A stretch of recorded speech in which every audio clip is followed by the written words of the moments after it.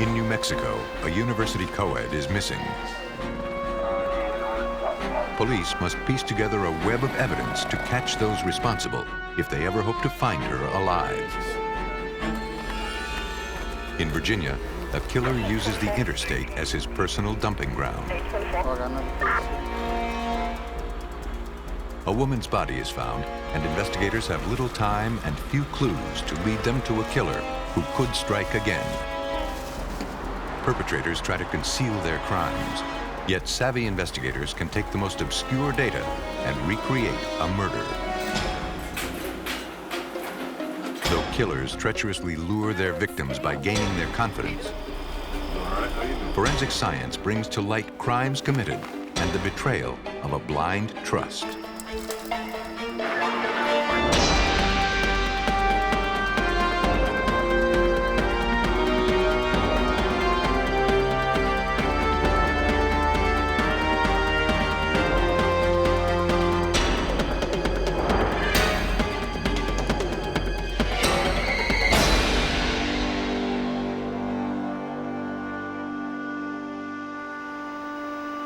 In this episode, some of the names have been changed. The town of Las Cruces, New Mexico sits on the Rio Grande, just north of Mexico. A vast desert surrounds the town, the perfect place to conceal a crime.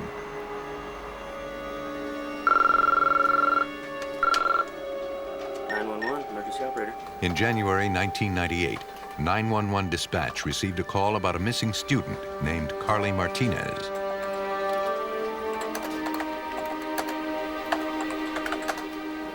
The 18-year-old freshman was beginning her second semester.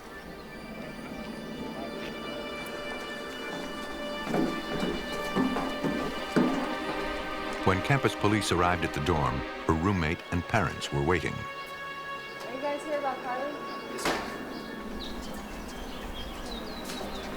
They said it was unlike Carly to be out of touch. Our daughter's been missing. Her father told police they hadn't seen Carly since the day before. He and his wife had taken both girls to dinner and then dropped them off at their dorm room about 6:30 p.m. Welcome. I needed it. No one had seen or heard from Carly since. University police began a missing persons investigation. Her parents and roommate gave police a description and photograph of Carly.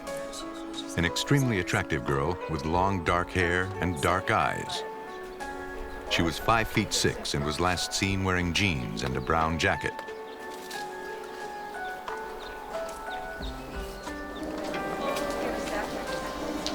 Desperate to find her, they posted flyers around the campus, hoping someone would recognize Carly and contact police.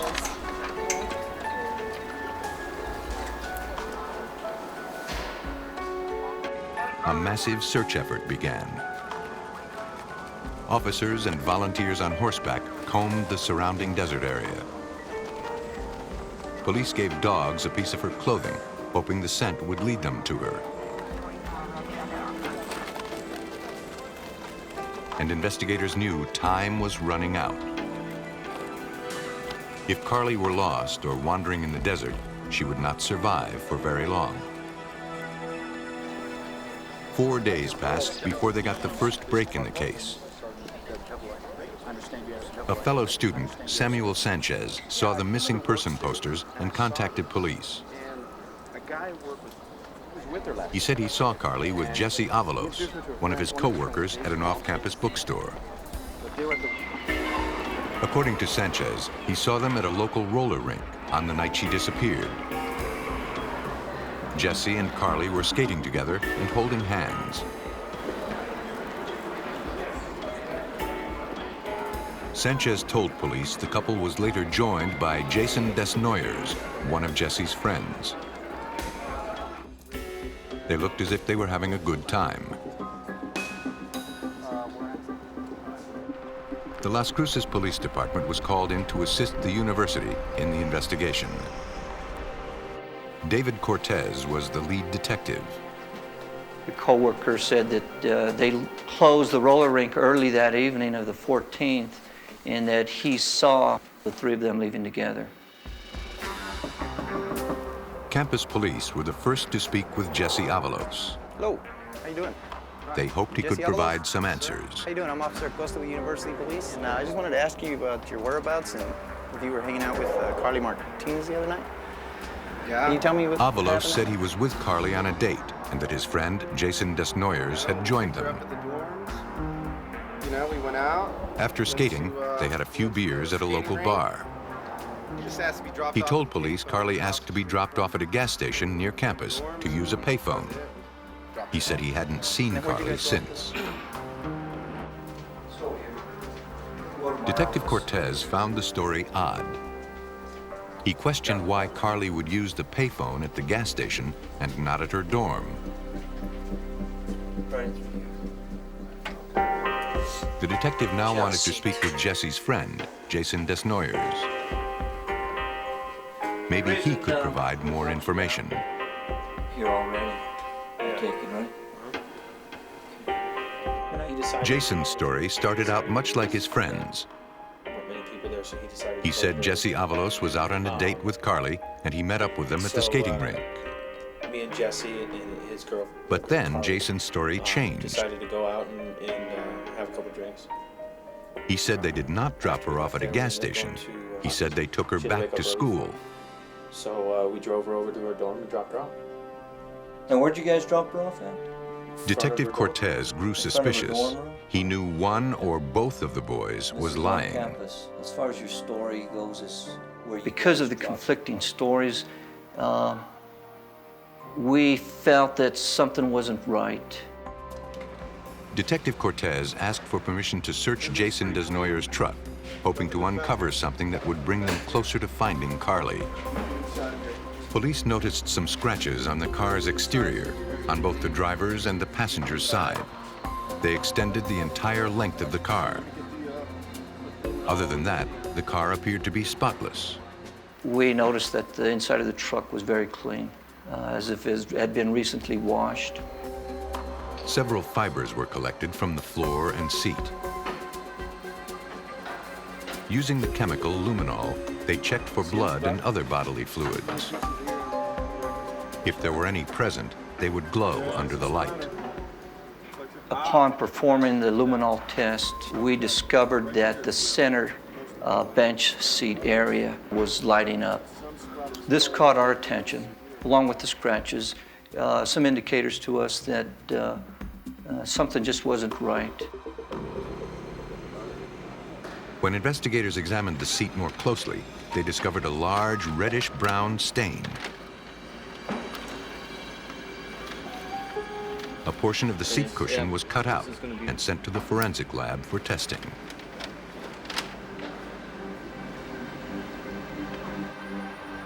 At the New Mexico State Crime Lab, forensic scientist Mark Salvo tested the truck seat for human blood. They had removed the foam cushion of the seat, and on there you could see obvious staining on that. Did presumptive examination for the presence of blood on the material side, which was you couldn't see anything, and got positives on that, as well as on the foam where you could see a stain and got a positive indication that there might be blood present on those items. The seat cushion tested positive for human blood, but the recent cleaning of the seat had destroyed any DNA.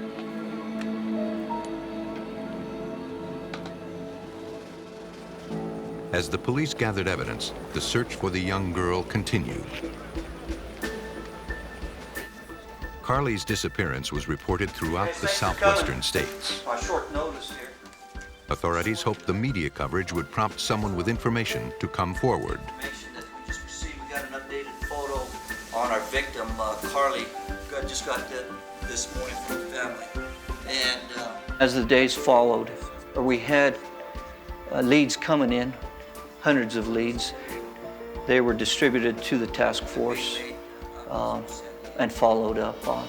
January 14th. Investigators spoke to an informant who had recently been arrested on a parole violation.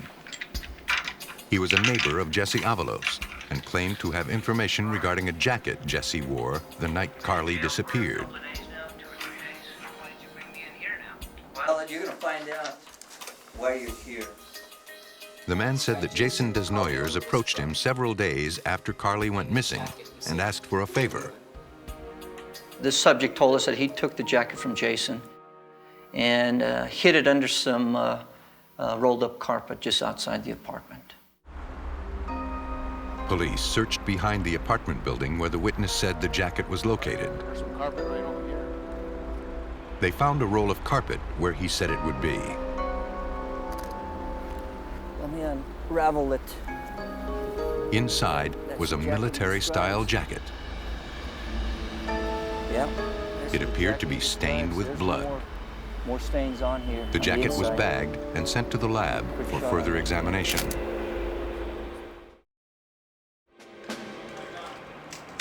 After police obtained a warrant, they also searched inside Jessie Ávalos' apartment. Why don't you take the living room? A team of forensic experts arrived and scoured each room. In the bathroom, investigators noticed reddish-colored stains they believed were blood. The shower curtain was collected for testing. In Jessie's bed, investigators found one long, dark hair.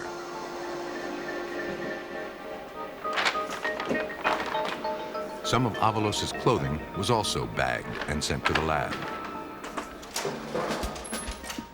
If the smudges found on the jacket and shower curtain were blood, forensic scientists would need to compare it to Carly's. Detective Cortés asked her family for personal items that might provide them with a DNA sample. Investigators were piecing together a case. They knew the longer it took, the hopes of ever finding the girl alive grew slim. They hoped the evidence would be the break they needed to lead them to the missing student. For 5 days, investigators in New Mexico searched for missing college student Carly Martínez. So far, the search yielded nothing. The two men last seen with the young woman claimed they went roller skating, had a few beers, and dropped her off. You know, we picked her up at the door. But investigators didn't believe their story. Bloodstains found in the truck and on the shower curtain inside one of the suspect's apartments cast even more doubt. Come on in here, you guys.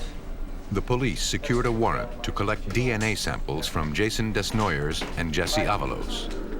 This is Jason here. Just need some body standards. Desnoyers appeared with his lawyer. A technician took hair, blood, and saliva samples. Detective David Cortés supervised the procedure. He looked for any signs that indicated Desnoyers had been in a struggle. One of the things I did notice at the time was that he had a large cut on his right hand, which was in the healing process. It was scabbing over, but it was, you can tell that it was very recent. It's not on the search warrant, no. But just one But photo. Desnoyers' lawyer refused to let police take photos of the cut. We don't need a photo. Body standards were also collected from Jessie Ávalos. All of the samples were sent to the state crime lab to be compared to bloodstains found on both the jacket and shower curtain. Forensic scientist Mark Salvo conducted the examinations. First, Salvo extracted DNA from Carly's personal items to compare with samples found on the jacket. Then, he applied a chemical solution to the stains on Desnoyers' jacket. Looks like there's some discoloration up here in this area. I'm going to do a presumptive test on it. In the presence of blood, I have a colorless solution. It's going to turn into a dark pinkish color if blood is present. The jacket tested positive for human blood. Salvo also swabbed the shower curtain found in Jessie's apartment. Using the same method, he learned there was blood on both sides of the shower curtain. These were collected and marked for evidence. Salvo then compared the blood found on the jacket and the shower curtain and was startled by the findings. The blood on these items came from 3 separate individuals. He discovered that the DNA matched not only both suspects, but also the victim. I think it's just unusual in a case like that where you can link 3 individuals to a piece of evidence. So I can show that either all 3 of these individuals were injured and bleeding and left their material on this item, or that some of the individuals carried away DNA and left it on that item. Police still didn't know if Carly was dead or alive. And they believed the only people who did know were their 2 suspects. Since Jason Sneyers had cooperated in the beginning, Detective Cortés hoped he would talk now. When we attempted to contact Jason Sneyers, I learned through his attorney as well as his family that his whereabouts were unknown. So we moved over to Jessie Ávalos. City Police, Jesse. Cortés hoped with one suspect on the run, he'd get the other Jesse, how to you talk. All right, how are you? Not wanting to tip his hand, the detective played it cool and just asked Jesse for his help in the case. Here by yourself? Yes.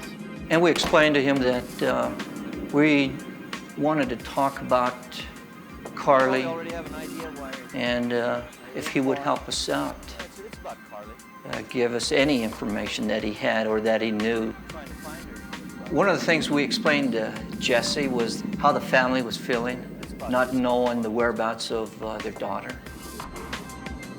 It looked like his tactic was beginning to pay off. With that, Jesse, out of the blue, told us, well, let's get in the car. Let's go for a ride. The terrain around Las Cruces is so isolated that if a person wanted to hide something out there or someone out there, they could very easily do it. Jessie Ávalos took Detective Cortés to a remote location in the desert. Jesse pointed out a site where Sneyers had burned incriminating items. What Cortés found in the ashes was chilling. There were remnants of clothing and accessories, metal zippers and rivets, eyeglasses, and a woman's lipstick and compact case. You remember? One item was particularly telling. The main thing that caught our attention was keys, which did not burn. They were keys which we knew was Carly's dorm room number. About 2.5 miles. Advise task force, like if you can contact me. Jesse told Detective Cortés that Jason killed Carly and burned her personal items in an attempt to destroy the evidence. This is his first statement that he really ties Jason as far as getting Carly and killing her. Jesse tried to retrace Jason's steps on the night Carly was killed, but it was dark and they weren't able to locate the young woman. Contact me on my cell phone. But even without a body, Detective Cortés knew they were close to breaking the case. At least here we have Jesse talking to us, and at least we have a location to work with. Detectives then had a difficult task. They called Carly's parents in to identify the items found at the burn site. Mr. and Mrs. Martinez confirmed the keys and the earrings were their daughters. And then Detective Cortés got an important call. Get your hands up now! Now! Get them behind your head! Hands up! Behind your head! Behind your head! Step towards me! Move away! Keep walking! Lay down across the rail, down! Get on the Do what he rail! says! The early morning hours of March 17th, I get a call that Jason Sneyers had been located just outside of San Diego, California. The deputy just happened to recognize Jason from one of the flyers of the mugshots just by luck that we were able to locate and arrest Jason. Jason Sneyers was transported back to Las Cruces and formally booked for the murder of Carly Martinez. All right, just come on in, we're going right to your left. Once Jason was in custody, they then arrested Jessie Ávalos on tampering with evidence.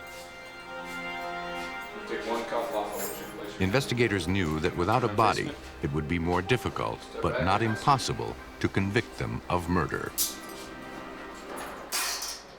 It's very important to find this body. Not only to the family, which was a big concern for us, because we still needed to prosecute these subjects. Police led an extensive search around the burn site. Hundreds of search personnel were on hand to attempt to locate the remains. Given the vastness of the desert, authorities knew the search could take weeks. And through it all, Detective Cortés continued to pit one suspect against the other, convinced it was only a matter of time before one of them broke down. We decided that we would meet up with Jessie and tell him, hey, we located Jason. He's putting the blame on you now, Jessie. But Jessie tells us, well, I'll tell you. I'll come up clean now and tell you where she is. And I'll take you straight to her body. We told Jessie, okay, here's your last and final chance. Started as a grid search, and we'll coordinate with us, the 3 canines, how we want to do it. Okay. Keep you ready one where we can communicate with you. Jessie Ávalos again showed detectives several areas where he thought the body was located. Even with the help of university police, border patrol agents, and search dogs, they found nothing.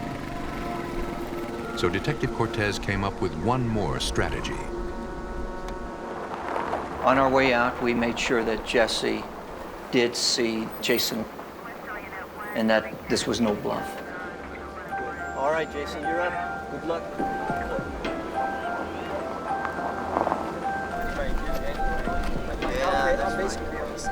After seeing Jessie Ávalos helping police, Jason Sneyers now began accusing his friend of the murder. He claimed he could show police where Ávalos had buried the body. Jason now led detectives to various locations, but Carly's body was not found. Frustrated, officials continued to search on their own.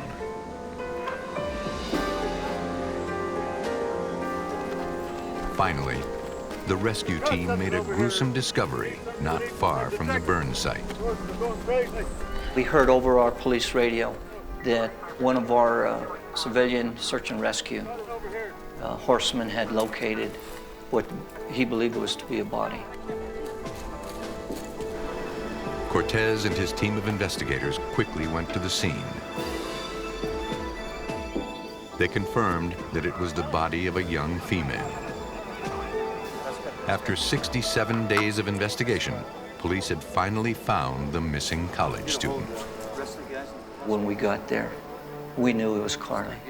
Finally, we found her. The body was exposed to the harsh desert elements for over 2 months and was badly decomposed. It was removed for autopsy. Police believed the forensic evidence gained at autopsy would not only reveal how she died, but also secure the conviction of her killers.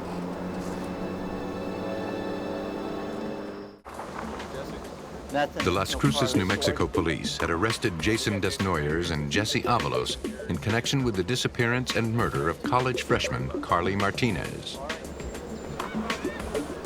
Over 2 months of investigation came to an end after police discovered Carly's body at a remote desert site.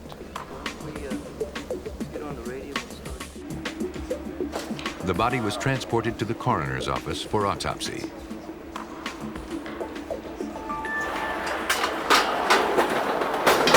Medical investigator Patricia McFeely's first objective was to make a positive identification of the body. dental records easily confirmed the victim was Carly Martínez. An initial assessment of the body revealed signs of sexual assault and 27 knife wounds. Well, we were looking for the cause of death. In her, there were multiple areas of injury.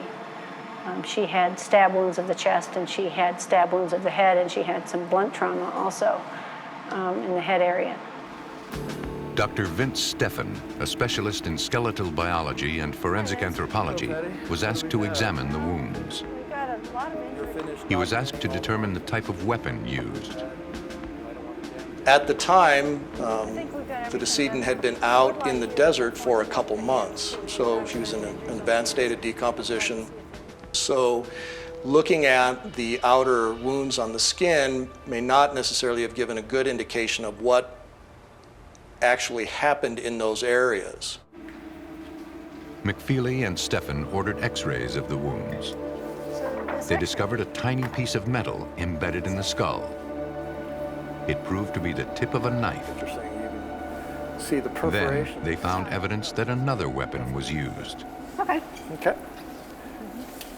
Then there was a second pattern of trauma that was consistent with some other type of object. It left a clear impression that it was not made by a knife.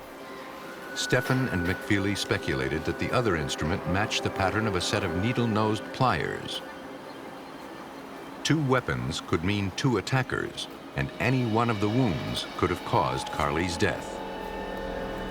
It would suggest that either two people were doing something, or one person had one instrument for some reason, put that one down and picked up another. Investigators knew the second scenario was unlikely. With this analysis and the other evidence, police reconstructed how the murder took place. That evening, after skating, Sneyers and Ávalos took Carly out into the desert to continue their drinking, and then raped her. Desert. We believe that when they got Carly with them in the truck, sitting in between them, they were in control. They figured they could have their way with her, which, consisted of raping her because of what they had done to her at that point, that they couldn't just let her go. What are you doing? They then killed her and left her body in a remote location, hoping she'd never be found. Come here. What are you doing? It was not the ending Detective Cortés had hoped for. Here we had an 18-year-old college girl just starting her life away from home for the first time. And just saying, how this could happen to anyone's daughter, anyone's child. Jessie Ávalos was convicted of first-degree murder. He received a life sentence. Jason Sneyers was also convicted and is currently serving a life sentence.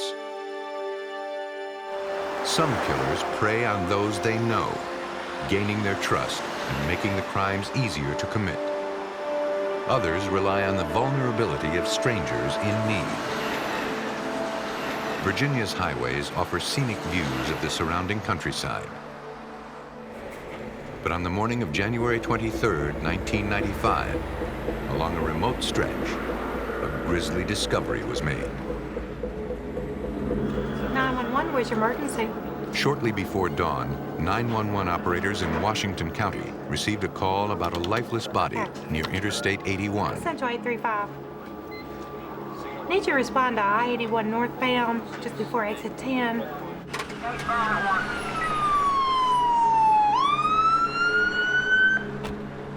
The responding officer found a half-dressed female lying in the middle of the road. The Washington County Crime Scene Unit processed the area. Crime techs photographed the site and canvassed for evidence. That's more blood stains here. Investigators were unable to identify the victim at the scene. they did not find a purse or any identification. Police also recovered a plastic grocery bag. It had been partially wrapped around the victim's head. More evidence was found close by. A pair of pants believed to be the victim's. 3 pieces of paper. In the pocket was a slip of paper. On it was written 2 phone numbers, both out of state. Gainesville on it, 304, I believe, is Florida. The pieces of evidence were bagged and sent to the state crime lab. Investigators also found another important piece of evidence. A set of bloody tire tracks. Detective Kenneth Wilson investigated the case. There was some obvious tire tread marks that led from the lady's body out toward the northbound ramp of I-81 North and on down the ramp. It became obvious that the vehicle had run over the lady's legs. Forensic technicians photographed the tracks. It was evident they were made by a very large truck. Detective Ross Sheets also worked the case. Appeared to be the tracks left on the roadway when he ran over the victim's right leg, left marks that appeared to be that of a tractor and trailer. The diameter and the revolution of the tire led us to believe that, in fact, it was a tractor and trailer. Pull back, and after a while, it left. Detectives canvassed the rural area to see if anyone had heard anything unusual. Police found one man who remembered hearing a truck around 3 a.m. He told police he heard the truck idling for several minutes. Then he heard it turn around and drive back onto the interstate. The man was a mechanic who worked on tractor trailers. He did not see the vehicle, but he was confident the engine was a Peterbilt motor. Thinking the trucker might still be in the area, police moved quickly.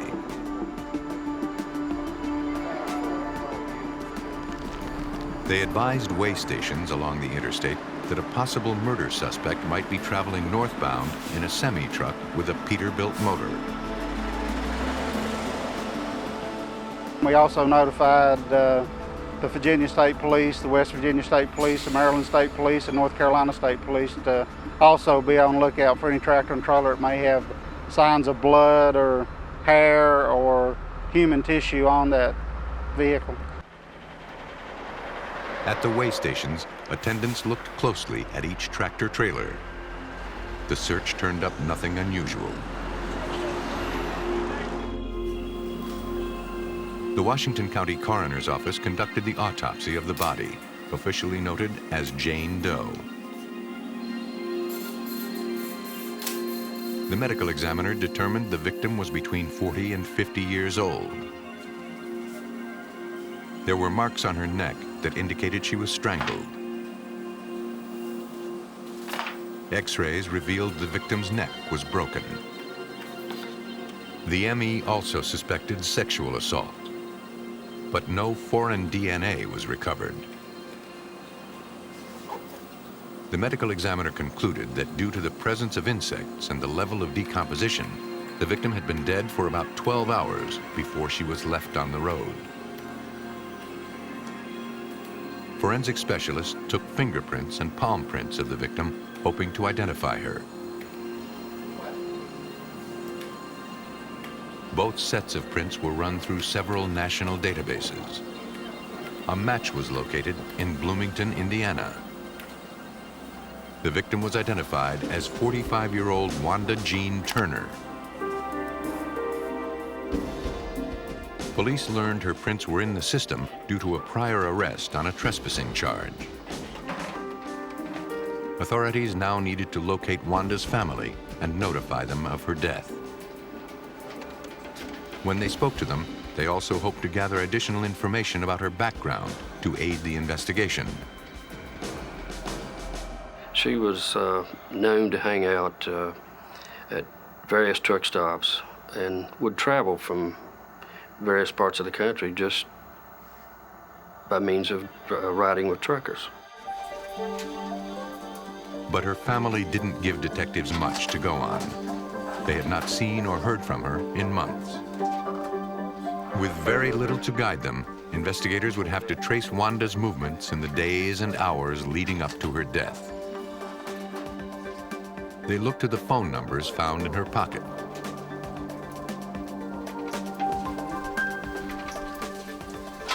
One of the numbers was a taxi cab company in Gainesville, Florida. Investigators contacted the Gainesville Police Department and asked for assistance. They hoped someone at the cab company would remember Wanda. Gainesville police showed photographs of Wanda to the cab drivers. One man recognized her.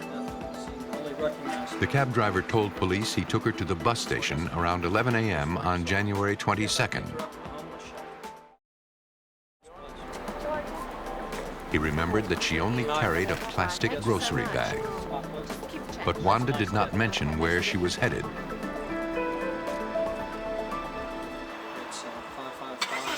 We lost her trail then and everything went cold, but the last place we could place her alive was in Gainesville, Florida, getting on a bus.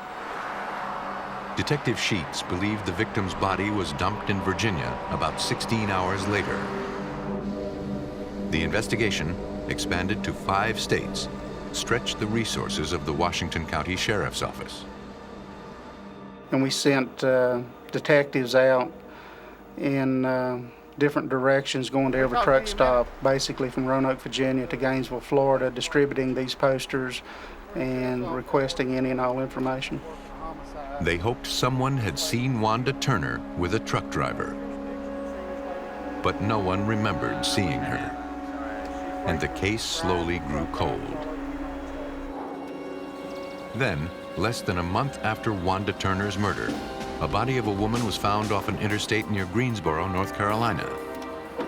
The crime scenes were eerily similar. Once again, the victim was partially nude, and her body had been run over by a truck. If the same killer was responsible for both crimes, there could be more to come. Police knew they needed to work quickly before more women turned up dead. As Virginia detectives were piecing together the murder investigation of 45-year-old Wanda Jean Turner, another body was found in North Carolina. The newly discovered victim was found partially nude, abandoned near an interstate.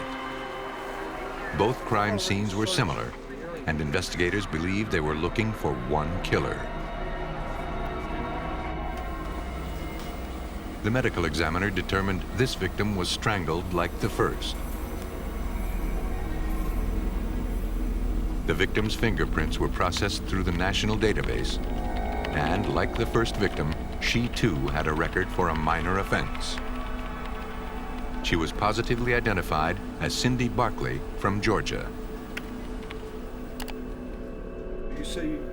Police tracked down Cindy's family. They said Cindy was living in Florida and didn't keep in constant contact. Although the last time she called, she said she was going to visit relatives in Maryland. That was about 2 months before. When she phoned, she was at a truck stop and said she was doing fine. I'm gonna just be like, a couple weeks, and then I gotta go. I really, I gotta go. 13.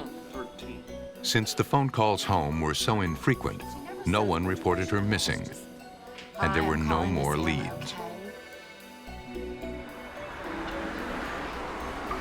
Exactly 1 month later, in Kingsport, Tennessee, another woman was found dead off an interstate. She was discovered 30 miles from the first victim.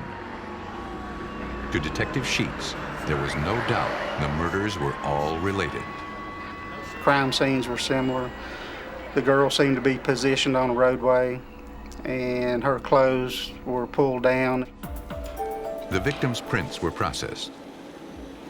She was identified as Tina Madsen, And like the previous two victims, Tina had been strangled.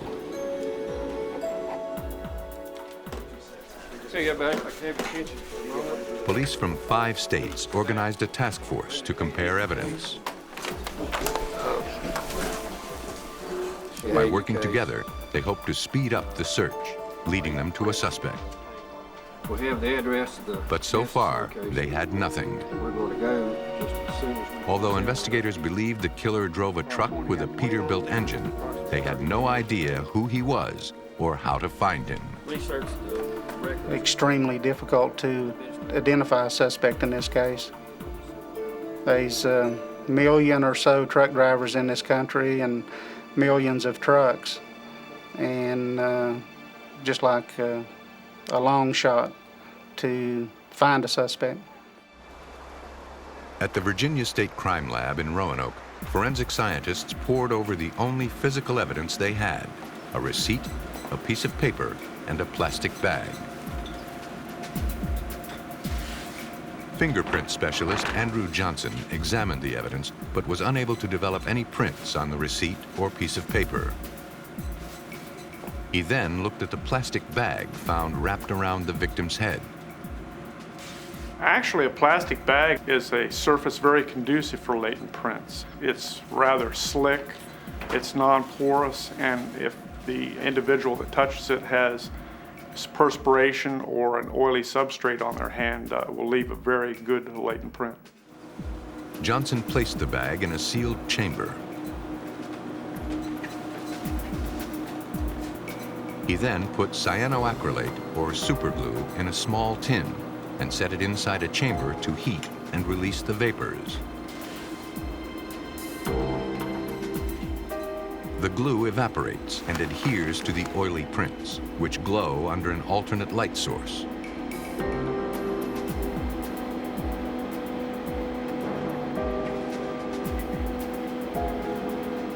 After 3 long months and just as many victims, Andrew Johnson made the discovery he believed would turn the case. After photographing the latent print, I took the photograph and made a 5-time enlargement of the latent print. And then a tracing is done of the minutia on the latent print and transferred to a piece of acetate. Investigators ran the prints through Virginia's fingerprint identification system. But to their surprise, the database didn't turn up anything. Missouri, Alabama. The fingerprints were their only link to the suspect. Police believed they were looking for a trucker, and now they needed to find another way to track him down. Similar crime scenes have been observed. Okay, we've developed a media release. They made copies of the fingerprints taken from the plastic bag and submitted them to jurisdictions across the country. People who can answer phone calls with this particular evidence we have. A lot of the... And just when they were losing hope of ever finding the killer, their luck changed. Across the country, in Arkansas, investigators got a hit. A serial killer was on the loose. 3 murders were linked to the same perpetrator who traveled the interstates in search of unsuspecting women. The only clue connected to the crimes was a fingerprint found on a grocery bag. And after months of coming up empty, investigators finally got a match. The suspect had been arrested in Arkansas on a minor charge several years earlier. The print belonged to Sean Gobble of Asheboro, North Carolina. Investigator Sheets of the Washington County, Virginia Sheriff's Office was optimistic that he was their killer. He was a tractor and trailer truck driver, so we thought we had our man. Hey, Charlie, listen, I've got some things I got to take care of. I'll get back with Detective you later Kenneth today. Wilson went to North Carolina and questioned the suspect's supervisor. Gobble was out on the road and was due back at any time. The supervisor confirmed that Gobble not only drove a tractor-trailer, he drove one with a Peterbilt engine. individual by the name of Sidney. But Goble's co-workers could not believe he was a cold-blooded killer. Gobble was known throughout his department as a calm, easygoing, friendly, but somewhat lonely truck driver, but he had a good reputation. Investigators obtained the trucker's travel logs to see if there was any correlation between the location of the bodies and the suspect's whereabouts. We'll make copies.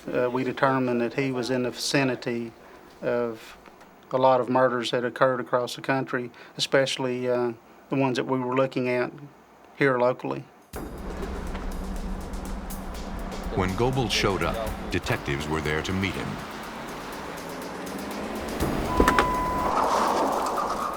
Police, come here. He did not seem surprised. There was very little reaction from him. But once we told him he was under arrest and the charge he was being arrested for, he was somewhat surprised. Gobble denied any involvement in the murders. Mr. Gobble, as we told you before, He told police he never met any of the victims. I don't think I've seen her before. While Gobble was detained at the Winston-Salem Police Department, investigators processed his truck. Inside, they found a purse containing the driver's license of the last victim, Tina Madsen. They also collected numerous strands of hair.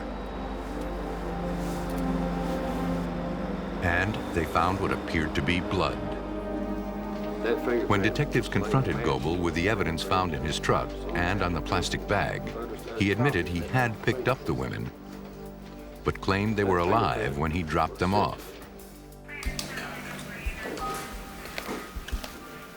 Police then obtained a search warrant for his home.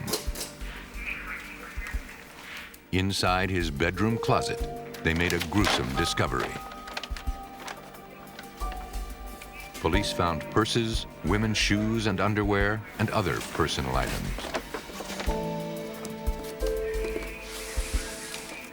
Investigators believed Gobble was collecting souvenirs from each victim.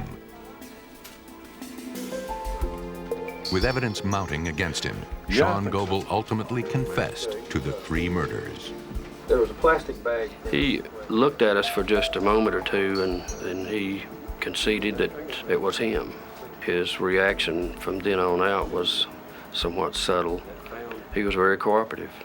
His response was really, I'm glad this is over, but I'd like to just get it behind me and get back out on the road.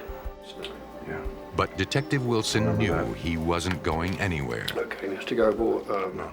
Gobble told police what happened the night he picked up Wanda Turner. Near Virginia, Wanda asked the trucker for a ride. Want a party? He said he agreed and killed her. Then he put the plastic bag over her head to keep the blood from getting on the seats. The confession gave investigators more than they needed to bring the killer to justice. We started the crime scene with 3 pieces of paper and 2 telephone numbers in a plastic bag. Like a million in one shot trying to locate this individual. His confessions allowed Gobble to avoid the death penalty. He received 3 consecutive life sentences. Killers can lure unwitting victims, blindly gaining their confidence and trust in order to commit murder. Yet forensics can reconstruct the details of their crimes and piece together the evidence needed to convict, exposing the perpetrator's lies and bringing them to justice.